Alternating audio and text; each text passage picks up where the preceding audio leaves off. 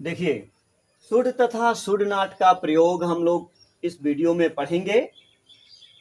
तो इसका नियम है, जब किसी कार्य को करने के लिए या न करने के लिए सुझाव दिया जाता है तो वहाँ शुड या शुड नॉट का प्रयोग किया जाता है। अब ध्यान देने की बात है, जब कार्य को करने के लिए सुझाव दिया जाता है तो शुड लगता है, और जब कार्य को न करने के लिए, क्या लिखा है, न करने के लिए सुझाव दिया जाता है तो शुड नॉट का प्रयोग किया जाता है। एक बार और ध्यान कीजिए, जब कार्य को करने के लिए सुझाव दिया जाता है तो शुड लगता है, और जब कार्य को न करने के लिए सुझाव दिया जाता है तो शुड नॉट लगता है। एग्जाम्पल है, तुम्हें अपना कार्य करना चाहिए। यहाँ पर कार्य करने के लिए सुझाव दिया जा रहा है, तो यहाँ लिखेंगे you should do. You should do, तुम्हें करना चाहिए।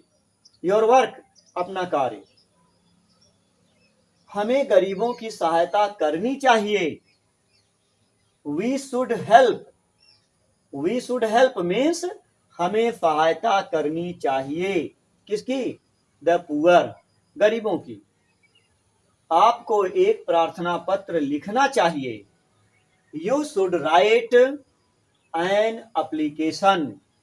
यू शुड राइट, तुम्हें लिखना चाहिए या आपको लिखना चाहिए। एन एप्लीकेशन, एक प्रार्थना पत्र। उसे विद्यालय जाना चाहिए। यहाँ पर विद्यालय जाने के लिए सलाह दी जा रही है, तो यहाँ पर हो जाएगा he should go to school.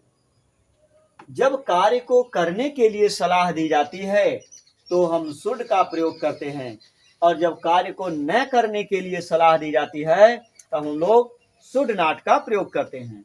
अब आइए पढ़ते हैं शुड नॉट का एग्जाम्पल। जैसे लिखा है, तुम्हें किसी को गाली नहीं देना चाहिए। तो इस सेंटेंस में गाली न देने के लिए सलाह दी जाती है, तो लिखा जाएगा you should not abuse anybody. Anybody की जगह पर एनीवन भी लिख सकते हैं। यू शुड नॉट अब्यूज, तुम्हें गाली नहीं देनी चाहिए। एनीबॉडी मीन्स किसी को। अगला है, तुम्हें अपना समय नष्ट नहीं करना चाहिए।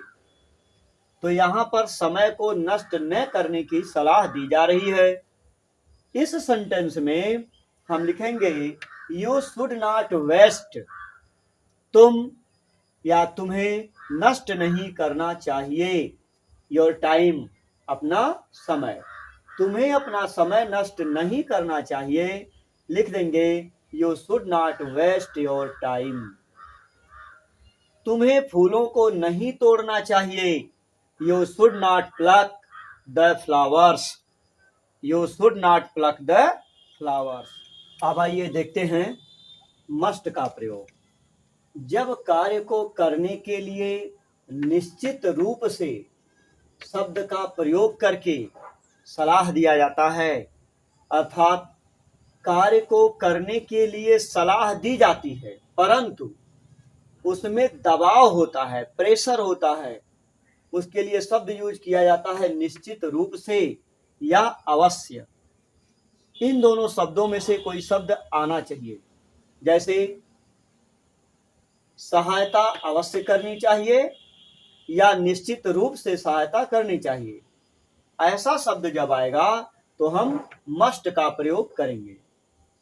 कार्य को करने के लिए निश्चित रूप से शब्द का प्रयोग करके जब सलाह दी जाती है या अवश्य करना चाहिए यह कह के सलाह दी जाती है तो वहां पर मस्ट का प्रयोग किया जाता है। परंतु निगेटिव में, जैसे सहायता निश्चित रूप से नहीं करनी चाहिए या निश्चित रूप से वहां नहीं जाना चाहिए, निगेटिव जब आ जाएगा तो मस्ट के बाद नॉट लगा दिया जाता है या नॉट लगा दिया जाएगा। एग्जाम्पल के माध्यम से समझते हैं। देखिए, पहला एग्जाम्पल है, आपको उसकी सहायता अवश्य करनी चाहिए। यहाँ पर सहायता करने के लिए सलाह है और वहाँ प्रेशर भी है कि निश्चित करनी चाहिए, अवश्य करनी चाहिए। तो यहाँ हो जाएगा यू मस्ट हेल्प हिम, तुम्हें उसकी सहायता अवश्य करनी चाहिए। और जिसकी सहायता कर रहे हैं अगर वह पुरुष है तो हिम लगेगा, और वह यदि स्त्री है, फीमेल है, तो हिम के जगह पर हर लग जाएगा। तब हो जाएगा यू मस्ट हेल्प हर। हमारे सामने अगला सेंटेंस क्या लिखा है, तुम्हें कानून का पालन अवश्य करना चाहिए। यहाँ पर कानून का पालन करने के लिए सलाह भी दी जा रही है और प्रेशर भी दिया जा रहा है। अवश्य शब्द लगा करके प्रेशर दिया जा रहा है। You must obey the law. अगला है आपको अपना वचन अवश्य पूर्ण करना चाहिए। वचन पूर्ण करने के लिए, वादा पूर्ण करने के लिए सलाह भी दी जा रही है और प्रेशर भी दिया जा रहा है कि निश्चित रूप से वचन पूरा करना चाहिए। ऐसा शब्द जब आता है तो हम लोग मस्ट का यूज करते हैं। You must keep your promise. तो इसी तरह से है अगला सेंटेंस, तुम्हें अपने माता पिता का अवश्य सम्मान करना चाहिए। यहां हो जाएगा you must respect your parents.